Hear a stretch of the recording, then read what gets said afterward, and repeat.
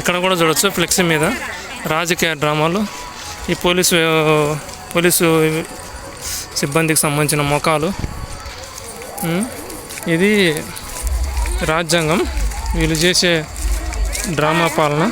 ఇదొక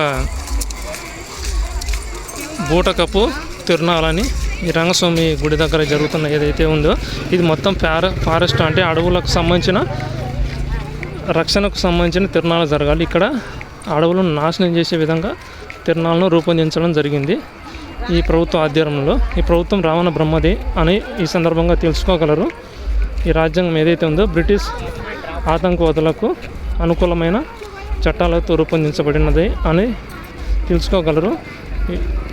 మొత్తం ఇక్కడి నాగరికతను కొంచెంగా అంతమొందించడమే ఈ యొక్క ప్రభుత్వ ప్రధాన లక్ష్యం.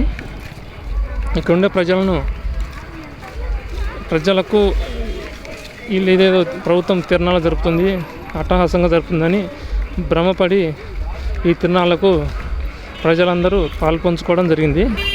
కానీ ఈ తిరునాళ్ళ ఏదైతే ఉందో ఇది పూర్తిగా రాక్షసుల చట్టబద్ధమైన విధి విధానాలతో రూపొందించబడినది అని ఎవరు తెలుసుకోలేక ఉన్నారు. కాబట్టి ఇప్పటికైనా మునిగిపోయింది ఏం లేదు.